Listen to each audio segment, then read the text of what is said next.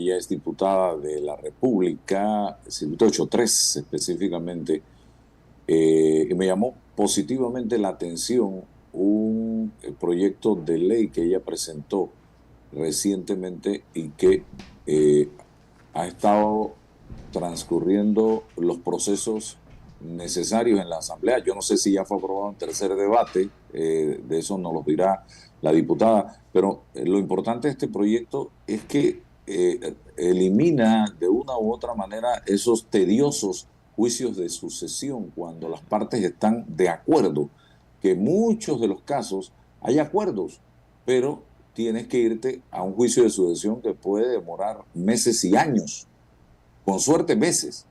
Así que, Walkiria, bienvenida. Cuéntanos un poco la iniciativa, de qué se trata y cómo va el proyecto. Muy buenos días, licenciado. Gracias por la oportunidad. Lo primero es decirle que ya fue aprobado en tercer debate en la Asamblea Nacional. El pasado viernes fue remitido a la Asamblea, a la presidencia, donde ya la presidencia tiene que decidir si lo sanciona o le va a dar algún tipo de veto. Así que ya estamos a la expectativa de qué dice la presidencia de la República para que se convierta en ley. Este proyecto, en efecto, lo que está buscando es facilitar, simplificar los procesos sucesorios donde no haya controversia. Es bastante sencillo. Es donde no hay controversia, es decir, que no hay conflicto, que no hay herederos menores de edad, que no hay personas que están en estado de interdicción.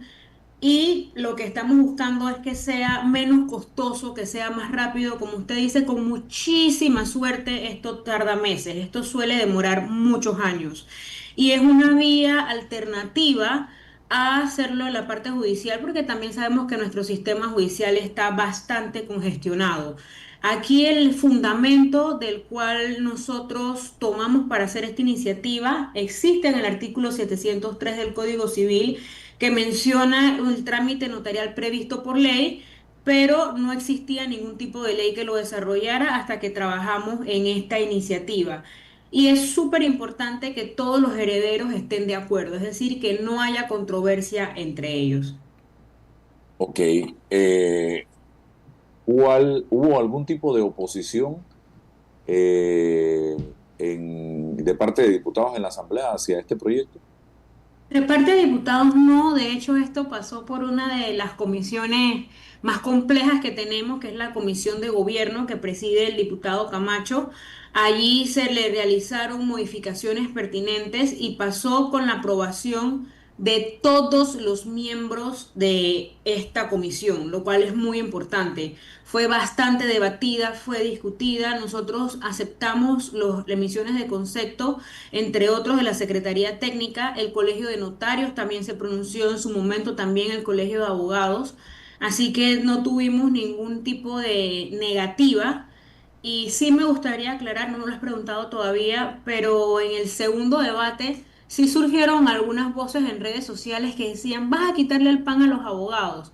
El artículo 5, no, el artículo 4, si no estoy mal, específicamente dice que el trámite igual se sigue presentando mediante abogados. ¿Qué es lo que cambia? No va a ser litigioso y no va a tardar el tiempo que tarda en los juzgados. Pero una vez aquellos que se rehusaban a leer el proyecto lo leen, pueden entender que es algo que realmente está beneficiando a las mayorías. Porque ¿qué suele pasar? Realmente las personas con mayor poder adquisitivo ya tienen un proceso de planificación familiar. ¿A quiénes estamos afectando con estos procesos sucesorios largos y tediosos? A las personas que menos tienen. Van a gastar más en el proceso para repartir los bienes de lo que realmente van a poder heredar. Entonces esto es algo injusto y es un sistema perverso que se aprovecha de este tipo de personas. Y esto es lo que nosotros buscamos evitar con este proyecto de ley. Ok, ¿puedes darnos detalles si el proyecto especifica realmente cómo van a ser las cosas ahora para que la gente sepa en comparación de cómo eh, son actualmente?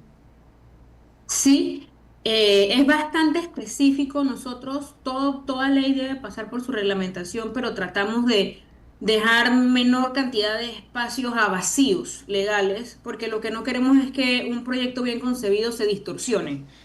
En síntesis, el proyecto primero se va a presentar la solicitud por escrito mediante abogado o con certificado de defunción.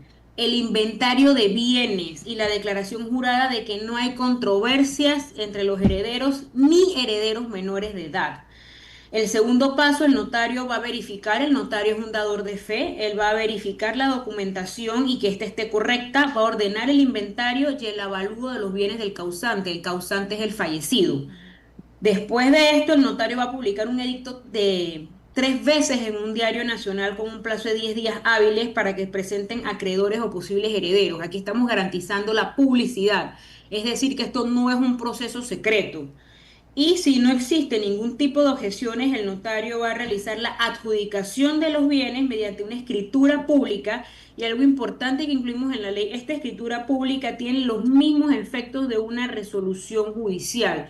¿Esto para qué es? Por si el día de mañana usted tiene que ir al banco, usted tiene que ir a algún otro lugar, basta con que usted presente esta resolución del notario y no le tienen que pedir algún trámite o algún documento adicional, ni tienen que cobrarle por algo más para hacer válido lo que ya el notario decidió en su momento. Y en el caso que sean bienes no inscritos en registro, como las cuentas bancarias, las acciones y los valores, va a ser una certificación notarial de obligatorio cumplimiento para que esta entidad pública o privada lo acate. Si en cualquier momento del proceso surge una controversia, ya nosotros hemos previsto el mecanismo para que el notario suspenda el trámite y lo remita al tribunal competente. Es decir, si entra una controversia, si durante el proceso después surge otro heredero, se va a la vía judicial, si hay algún problema, se va a la vía judicial. Aquí es un proceso si no tenemos ningún tipo de contradictorio, si no hay ningún tipo de conflicto. Muy bien, excelente iniciativa y esto va a beneficiar a mucha gente. Ahora habrá que esperar el refrendo del presidente de la República, José Raúl Mulino, para que se convierta en ley. ¿Va a necesitar algún tipo de reglamentación o está todo claro? Siempre se suele reglamentar las leyes, como decimos, para afinar el lápiz. Pero el interés de nosotros fue tratar de dejarlo lo más claro posible, como le mencionaba, para evitar los vacíos y también con esto nosotros no queremos crear ningún tipo de negociado, no queremos que se vaya a pervertir un proyecto que lo que está buscando es aliviar a la mayoría de los panameños. Nos deja a nosotros también muy entusiasmados que no solamente pasó con el aval unánime en la Comisión de Gobierno su primer debate, su pronunciamiento y su primer debate, sino que tuvo el apoyo abrumador, o sea, de todas las bancadas. Esto recibió el apoyo en el tercer debate, obviamente de la bancada de la que yo formo parte, la bancada de gobierno, la bancada panameñista, la bancada mixta, la bancada del PRD, y los compañeros nos decían, incluso compañeros del interior, que lo ven mucho en sus circuitos. Y casualmente en estos procesos de herencia, los que más se afectan son las personas que menos poder adquisitivo tienen y que les es más difícil poder acceder a un sistema judicial. Y nuevamente, un sistema judicial que sabemos la mora que tiene. Mm. Aquí vamos a dejarle a los jueces que realmente ellos tengan el tiempo para dilucidar lo que es realmente importante. Estos casos gruesos donde necesitamos que un juez falle. No el tema si le vamos a dar las 3 vacas y la cuenta de banco a uno u otro hermano. Ingeniero Blandón. Buenos días, Walquiria. Buenos días, ingeniero. Oiga, un placer en verla a usted y escucharla con esa energía que la caracteriza. Oiga, yo quisiera plantearle un problema con respecto a esta ley. Nosotros los panameños, Walquiria, tenemos una tendencia a resolverlo todo con leyes. Y en cierta medida, el ordenamiento jurídico es parte de la vida democrática. Pero nosotros tenemos un problema en Panamá, Walquiria. Y me preocupa que en esta ley, que es importantísima para dilucidar un problema que se convierte incluso en pleitos familiares muy graves. Si no, pero es en las reglamentaciones, es en el excesivo poder que tienen los funcionarios públicos para interpretar o para hacer que nosotros nos detenemos en lo que se conoce en inglés como el red tape, el engranaje burocrático, e impide que una legislación sana como esta pueda tener la velocidad necesaria, porque aquí lo que se trata en todo caso es de hacer esto lo más rápidamente posible, pero los burócratas son excelentes, mucho mejor que usted, que yo, que todos nosotros, en buscar la quinta pata al gato y se la encuentran. Y no se la encuentran la quinta, sino la sexta.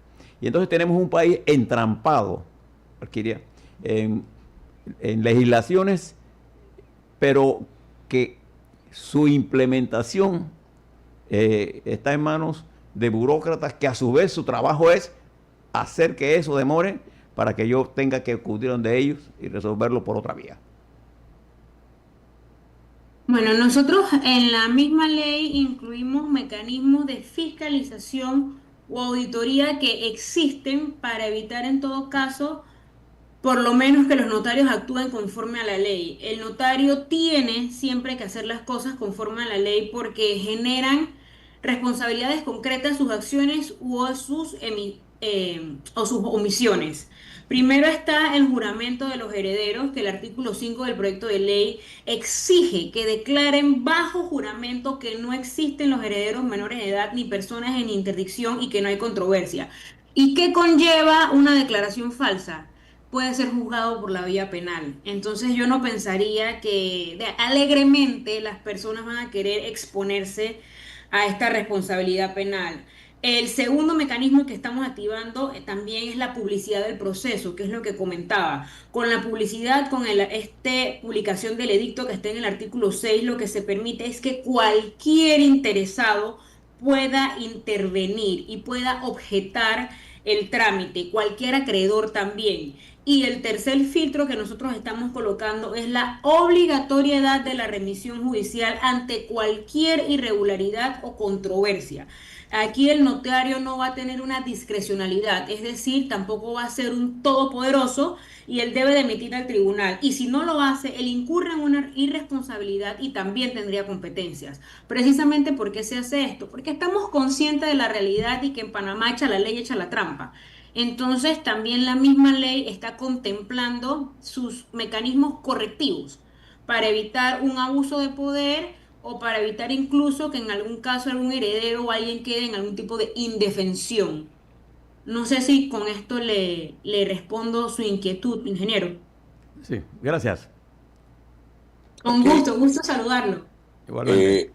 Walkiria, saliéndome del tema, creo que es bastante claro lo que has explicado. Me gustaría también conocer su opinión sobre todo lo que ha estado pasando en el CENIAF. Ahora hemos visto incidentes repetitivos ya de violencia a tal nivel que han querido incluso incendiar este centro, este albergue en Tocumen, y que Panamá no haya podido resolver este problema. Estamos hablando de 3 periodos de gobierno diferentes, el gobierno de Varela, el gobierno de Cortizo y ahora el gobierno del señor Mulino. Y seguimos dando vueltas en el mismo pantano. Exactamente, estamos ubicados y cada día es más grave la situación. ¿Qué piensa Walkiria, mujer, política, profesional, de lo que está pasando en el CENIAF y el por qué nosotros o no hay voluntad o no queremos o no tenemos la capacidad de resolver ese problema? Me encanta la pertinencia de su pregunta porque es un tema de actualidad y quien le habla va para casi 5 años de que yo presenté una formal denuncia en el Ministerio Público que provocó en su momento que el que era procurador renunciase, donde se hizo una subcomisión en la Comisión de Asuntos de la Mujer y salió un expediente de más de 500 fojas con pruebas. No es que si me parece, no era una percepción, no es un me dijeron, con pruebas, porque nosotros hicimos la visita, porque contamos con un equipo técnico de sociólogos, de trabajadores sociales, de paidopsiquiatras, un equipo robusto de profesionales, de abogados expertos en derechos humanos, porque recuerdo que en ese entonces el director de una de las direcciones del CENIAF era abogado, pero era banquero, era que hace un banquero viendo temas de niñez. Todas estas cosas nosotros las documentamos y yo no diría que no hemos podido, yo pienso que no hemos querido. Yo he sido muy enfática. Desde el 2018 hay un informe de la UNICEF donde dice que uno de los lugares más inseguros para ser niños es Panamá. Y el Estado no ha querido hacer nada. Con aquella denuncia que presenté en ese momento, las personas que quedaron con pena privativa de libertad eran personas de mandos bajos. Yo siempre lo recuerdo. La que era la subdirectora cuando todo estalló fue premiada, la subieron de puesto y quedó siendo gobernadora y aquí no pasó nada. Yo quiero pensar que al tener un cambio de gobierno pueda que se sacudan las estructuras y ahora sí tengamos un responsable. Pero esto viene siendo, suena un poco fuerte, pero pareciese que en este país abusar de menores es una travesura yeye. Depende de cuánto dinero usted tenga, cuánta movilidad social, usted puede meterse con menores de edad y aquí no pasa nada. Entonces, esta selectividad en la justicia es la que está mal. Esto es lo que tiene que cambiar. Y fíjese usted todo el peregrinaje que hemos tenido que pasar en la Asamblea para que finalmente hoy vaya la ministra del MIDES. ¿Hace cuánto tiempo ella estaba citada? Y justo hoy, escuche esto por favor, don Álvaro, justo hoy, ustedes saben que de lunes a miércoles nosotros sesionamos en horario de las tardes, los jueves en la mañana. Hoy es miércoles, hoy estamos convocados a las 9:30 de la mañana y ayer, nuestro jefe de bancada ayer, por parte de la directora del CENIAF, recibe una carta pidiéndole brochas, insumos de limpieza, pidiéndole para pintar y convocando a toda nuestra bancada de 9 de la mañana a 1 de la tarde para que vayamos a limpiar y a pintar el CAI del CENIAF. Mi primera pregunta, ¿no hay plata en esta institución? En el MIDE, solamente en Pero, alquiler de carro pidieron $45.000. pero el ministro Felipe Chapman dijo que el CENIAF tenía los fondos y los recursos que necesitaba para trabajar.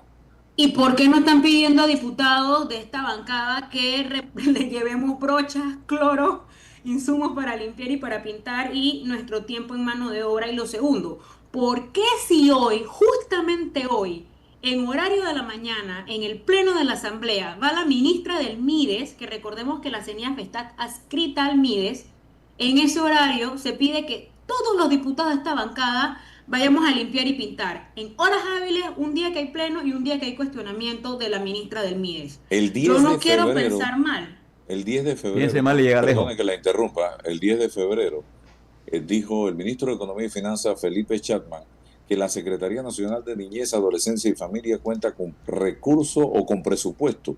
Esto tras las declaraciones de la directora de la entidad, Ana Fábrega, sobre la falta de recursos para realizar mejoras a los albergues. El ministro de Economía y Finanzas, Felipe Chapman, señaló que la Secretaría cuenta con presupuesto, esto tras estas declaraciones. Así que una secretaría adscrita al Ministerio de Desarrollo Social esté pidiendo prácticamente limosna para poder limpiar un albergue.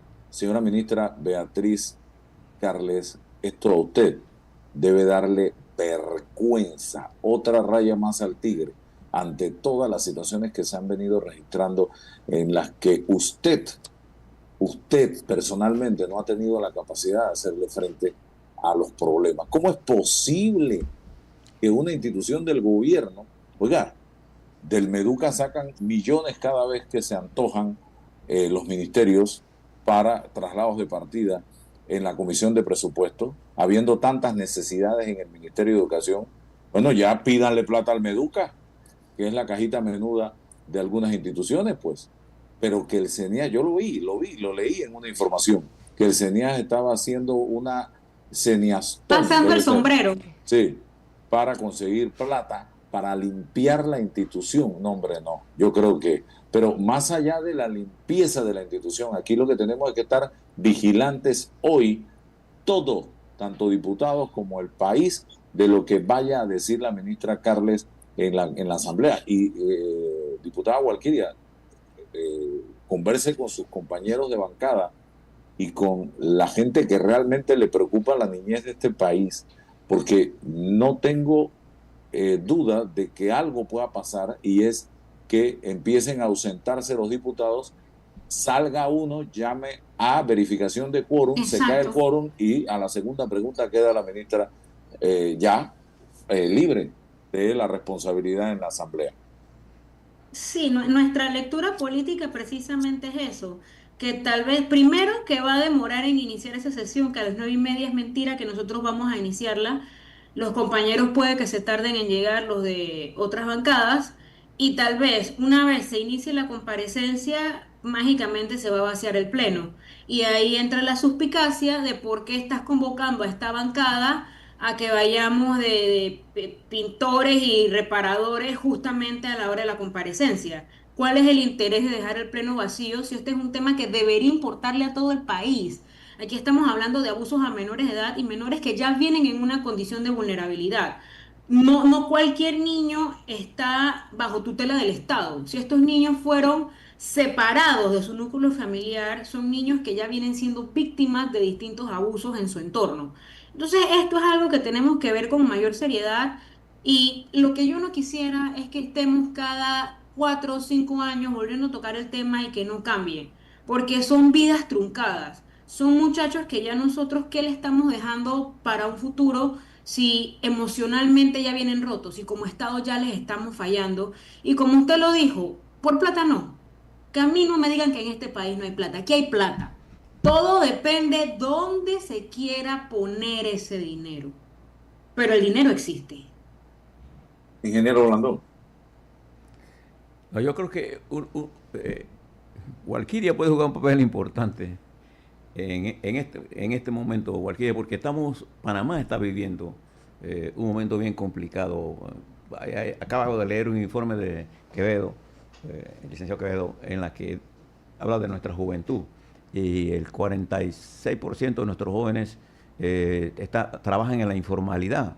El otro 45% que tiene empleo tiene un promedio de salario de $800, que con eso no le da para resolver absolutamente nada. Entonces, nosotros tenemos un problema y yo creo que usted, Walkiria, puede jugar un papel importante, que la Asamblea se concentre en ver problemas centrales. Este problema que usted acaba de ver, este proyecto de ley, es importante, pero hay otro tipo de proyectos de ley que están distanciados del momento político. Yo creo que la Asamblea, ustedes que son representantes genuinos por elección popular, debe jugar un papel fundamental en los problemas que nos preocupan a nosotros. ¿Cuáles son esos problemas, Walkiria? El problema del agua, el problema de los ingresos, el problema del empleo, el problema de la seguridad, el problema del uso adecuado de los fondos, que el gobierno sea más operativo a resolver los problemas de la gente, el tráfico de la ciudad. Ustedes han visto cómo estamos nosotros ahora mismo aquí en materia de tráfico. Hay como una ignorancia, hay un distanciamiento entre la autoridad ejecutiva y el ciudadano, y eso está generando frustración, y esa frustración genera y va a generar más violencia. ¿Por qué? Porque no hay nada peor que una persona con hambre, sin empleo, sin esperanza. Eso se convierte en un problema serio para la sociedad. Sí, son varias las iniciativas que en este sentido yo he presentado. Yo tengo una iniciativa que es la imprescriptibilidad de los delitos de abuso cuando es a menores de edad. Este proyecto fue prohijado, pero no se le ha dado debate. Aquí tenemos que esperar que salgan los abusos para decir tenemos que legislar sobre algo. Siendo suplente en el periodo pasado, presenté un proyecto que volví a presentar el año pasado, en enero, y hasta ahora logra pasar su primer debate, que es el de nacimiento saludable, donde se está buscando no solamente derechos, sino también obligaciones para los partos respetados y humanizados en todo el país, que cuando la infraestructura lo permita se pueda tener un familiar, el registro inequívoco de los menores, y aquí ¿qué queremos evitar? Esta mortalidad fetal y materno-fetal. Si ustedes recordarán, hace algunos meses tuvimos varios episodios en el Nicolás Solano, también en el Santo Tomás. En uno de esos casos murió una mamá con embarazo gemelar y ambos gemelos. Tenemos que esperar tener muertes para poder legislar. Yo pensaría que no. Es este tipo de proyectos que a mí me encantaría que fueran discutidos, pero como muy bien menciona el ingeniero, si ustedes se sientan a ver una sesión de la Asamblea, los proyectos de ley que prosperan es el día de la guanábana. O sea, me parece que el divorcio que hay entre el legislativo y las necesidades reales de la población es evidente y es real. Y cuando hay un súbito interés en que algún proyecto sea discutido, suele ser un proyecto presentado por el Ejecutivo. Que aquí pasamos entonces a otro tema. ¿Es realmente el legislativo un órgano independiente? ¿Trabajamos con independencia y armónica colaboración o somos un brazo más del Ejecutivo? Aquí hay que hacerle esta pregunta a muchos de los compañeros Y ojo, aquí no estoy haciendo un llamado a la sublevación y a oponernos a todo porque somos oposición, pero hay que hacer una oposición constructiva y un mea culpa en la Asamblea. Aquí deberíamos presentar otro tipo de proyectos y en el caso que estos proyectos son presentados, darle el trámite. Hay comisiones donde muchas veces se empantanan proyectos exitosos. Y entonces es esto lo que nosotros deberíamos discutir y es un llamado que muchas veces yo he hecho en incidencias en la asamblea, pero también aquí yo le pediría a ustedes, medios de comunicación, que hagan réplica de esto, porque a veces lo lúdico suele vender más, suele tener más negocio, más vistas, más ventas, y solamente ponen cuando son estos proyectos, no quiero desestimar la iniciativa de ningún colega, pues, pero son más cacareados estos proyectos que no transforman las realidades sociales. Y en efecto, ¿qué es lo que le importa a los panameños? Desempleo, inseguridad, canasta básica. Y esto no se está atacando desde la Asamblea. Diputada, quería preguntarle por qué la premura, la rapidez, el afán de escoger magistrado del Tribunal Electoral en abril, cuando el periodo se le vence en diciembre al magistrado Junca. Esto me recuerda cuando eligieron a el señor Gerardo Solís como contralor, que el periodo de él comenzaba, si no me equivoco, en enero del 25, y lo escogieron en el primer periodo de sesiones de esa asamblea, de esa vez. Entonces, ¿cuál es el interés? ¿Hay algún, no sé, y por ahí también se rumora que la candidata a defensora del pueblo, que cuenta con el aval del Ejecutivo, es Ángela Russo, la ex magistrada de la Corte Suprema de Justicia? No sé, y que acá a nivel del Tribunal Electoral se habla ya con nombre y apellido del señor Barroso, Jaime Sí. Barroso. Mi siempre buen ponderado periodista, yo esta mañana leí la misma glosa que usted con esa información, pero sin duda usted tendrá más letra menuda al respecto. A mí también me sorprende mi bancada en la reunión de bancada ampliada, mediante el voto del jefe de bancada, fue el único voto que se opuso y a la hora de votarlo en el pleno se opusieron también a la resolución de que esto fuera en este momento, toda vez que existe el tiempo y no había ningún inconveniente de que esto se realizara ya en la próxima legislatura, que es a partir del 1 de julio. Nos llama suspicacia y pareciese ser que ya hay algún tipo de trueque que ya está establecido y que probablemente ya el nombre de quien vaya a ocupar esa silla en el Tribunal Electoral de magistrado o magistrada ya en otras esferas se esté barajeando. Si usted me pregunta si hay alguna razón técnico-legal de peso para que la Asamblea en este momento lo realice, yo le diría que no. Porque nuevamente, si usted ve la cantidad de proyectos que tenemos en el orden del día, son más de 200 proyectos que solamente aprobándolos, obviamente sobrepasamos esta legislatura. O sea que hay trabajo por hacer. No es que la Asamblea es ociosa y ya que no estamos haciendo nada, vamos a escoger un nuevo magistrado. Hay muchos pendientes, llama la atención la premura y solamente recordar y dejar por ahí que nosotros el 1 de julio cambiamos directiva de la Asamblea. Se vuelve a votar por presidente, los dos vicepresidentes y cambian los presidentes de las comisiones. No sé si es algún tipo de temor a perder el control, perder el poder, si se desea colocar fichas de una u otra facción o si son facciones políticas que, como dice esa glosa, cambiaron figuritas y decidieron, tú me nombras a X persona para defensor del pueblo y yo te nombro a X persona para magistrado del tribunal. El nombramiento en el Tribunal Electoral a mí me preocupa y es algo supremamente delicado, porque recordemos que es el Tribunal Electoral los que van a poner las reglas del juego para la próxima elección, para el próximo ejercicio democrático. Sabemos que se están trabajando unas reformas electorales que cuando llegan a la Asamblea nada garantiza que salgan de la manera en que fue vista en la Comisión Nacional de Reformas Electorales. Entonces no estamos eligiendo cualquier figura. Es una figura muy importante, es algo que hay que hacerlo en su tiempo, es algo que hay que hacerlo pensado, no con una publicación de 2 días y sale y corre y busca tú los documentos para aplicar. Un colega diputado mencionaba en su intervención al día de la resolución que el que va a ser magistrado ya tiene los documentos y ya pidió su acreditación ante la Corte Suprema de Justicia. Y no está tan alejado de la realidad, porque claro, el que ya sabe que lo van a elegir, el que ya sabía que se iba a adelantar esta convocatoria, ya va a tener todos los papeles. Pero el panameño de a pie que cree que este proceso es transparente y que va a ser elegido en base a meritocracia, no le van a dar los tiempos para reunir todos los papeles con las formalidades que se requiere. Cualquiera. Entonces aquí automáticamente se está descalificando a varios panameños. Dígame, ingeniero. Permítame una pregunta con esto que usted está diciendo. Yo noto con frecuencia que hay una tendencia en el proceso panameño durante los últimos quinquenios de querer dominar la asamblea de una u otra forma. O la compro o la alquilo.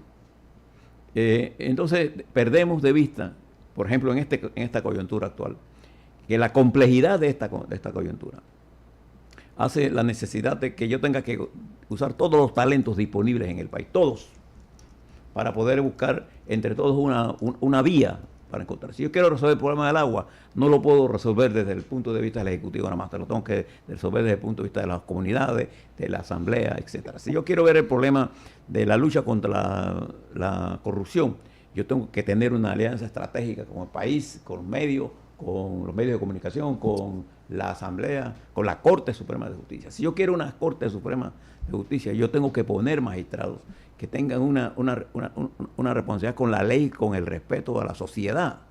Pero si yo lo que quiero es controlar el poder, por tener el poder absoluto, entonces yo no estoy interesado en desarrollar mecanismos democráticos. Por ejemplo, en política exterior, usted ha fijado que nosotros tomamos algunas decisiones y no son consultadas con la gente, y con el pueblo, con la asamblea, sino son resueltas y nos las comunican.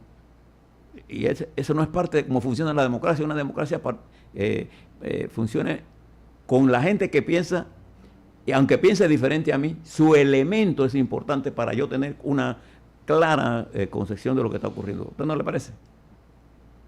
A mí me parece que este gobierno se ha empeñado en que no existe el derecho al disenso. Todo aquel que piensa diferente, primero se le empezó a colocar el mote y muchos se rieron. A nosotros nos descalificaron en los primeros meses diciéndonos chiquillos. No, En y una comunista, conferencia de prensa, ¿perdón? comunista también. Ajá, también cualquiera es comunista, es de izquierda, se desmantelaron sindicatos, gremios, se judicializó a personas que son dirigentes.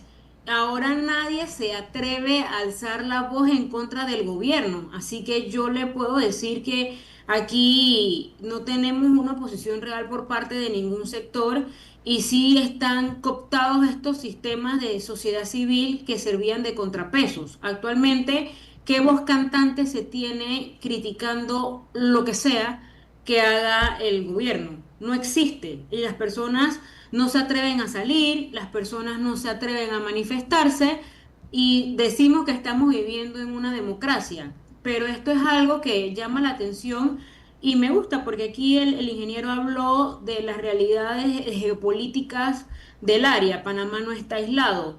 Aquí vemos cómo el mundo, y América no se escapa de esto, está dando un giro a lo que son las extremas derechas. Aquí estamos teniendo negaciones de derechos humanos, estamos teniendo involución en grandes conquistas que le ha costado a la humanidad luchas generacionales. Y Panamá no está escapándose a eso. Entonces, debemos no hacernos los desconectados y no decir, es que en Panamá no está pasando nada, porque sí está pasando. Y ha sido algo sistemático que ha venido de menos a más.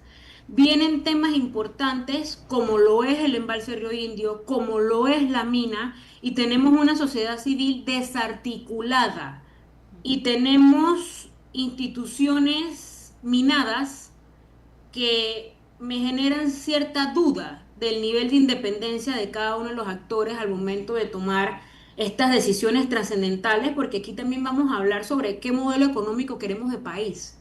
Eso es lo que también nosotros tenemos que sentarnos a discutir y no sé si esta discusión se va a dar con las personas en plena libertad de expresar sus pensamientos. Oiga, cierro con las figuras que se mencionan para la presidencia de la Asamblea. Jorge Herrera a la reelección, si cuenta con el apoyo que contó la vez pasada por parte de la bancada de Vamos. Y también se está hablando de Dana Castañeda y de Manuel Cohen. ¿Qué piensa Walkiria? ¿Van ustedes con candidato propio o se ha hablado del tema? Bueno, todavía no hemos tenido esa reunión de bancada para ver cuál va a ser el apoyo. Lo que sí hemos hablado de manera informal entre nosotros es que Vamos votaría en bloque, se votaría por una misma figura. No sabemos si por alguna de esas o sería un candidato propio, pero hoy en día yo no consideraría que el presidente actual, que es Jorge Herrera, tendría la misma cantidad de apoyo o ese apoyo cerrado que obtuvo hace casi un año, porque hay muchos pendientes y la falta de confianza es algo que merma mucho. Cuando no hay confianza se pierde mucho apoyo y he escuchado a algunos compañeros que sienten que no se les ha cumplido y aquí no estoy hablando de carros, maletines, estoy hablando de proyectos anticorrupción, una agenda en común, el reglamento interno que en teoría tiene que haber salido hace mucho tiempo, priorizar proyectos que justo es lo que preguntaba el ingeniero, proyectos que sí tengan un peso moral y sean útiles para la sociedad, no los proyectos lúdicos. De los nombres que usted está planteando hay algunos que se han escuchado, pero ustedes mejores que yo saben que cuando se tira un nombre tan temprano es un nombre para que sea Quemarlo, quemado, para quemarlo. es para quemarlos. Y esa es la sensación que yo tengo, que realmente el gallo, la gallina tapada, no ha salido porque en los pasillos de la asamblea he escuchado incluso otro nombre que usted no ha mencionado aquí. Sergio Galvez, escuché yo también. Sí, ese también lo tiraron, pero es otro nombre que fíjese, usted que sabe más que nosotros que estamos en la Oh, no diga asamblea, eso. no lo ha tirado, es por algo. Que lo diga, que lo Entonces yo diga. sí pensaría, estos nombres los están tirando para el desvío. Una No, pista, diputada. es mujer, no Es es mujer. ninguno lo que usted dijo y no es la figura de Ana Castañeda y por supuesto no es de nuestra bancada. Pero sí pareciera ser que esta figura está cabildeando y que tiene alguno de los apoyos. Es lo que se escucha en la vereda Mm, mm. tropical. Pero todavía falta y todos sabemos que ya viene un tercer año. En el tercer año muchos ya se ponen los guantes y se suben al ring. Acaba la paz y la tregua. Así que a partir de este 1 de julio va a ser bien interesante. Sabemos que esta asamblea realmente nadie tiene las mayorías y no va a haber sorpresas ni sorprendidos, pero yo sí vaticino alianzas poco usuales para tener nuevos contrapesos de poder en este tercer año. No se extrañe de ver votando juntas a facciones que no se esperarían y a personas que no se esperarían. La asamblea promete entretenimiento en los próximos meses. Wow.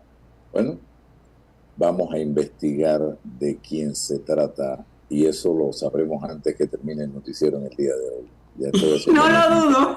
mis contactos por acá. Así que gracias, diputada Walkiria Chandler, por compartir con nosotros en la mañana de hoy, aquí en Noticias 180 Minutos. Interesante conversar con usted sobre no solo el tema de los juicios de sucesión, sino de otros temas ya en política general. Así que gracias, que tenga excelente día. Gracias, saludos a usted, a los oyentes, al ingeniero Blandón y que tengan un lindo día. Gracias. Igualmente. Igualmente para usted. Oiga, don Álvaro. Bueno, vamos a otro tema que Pero antes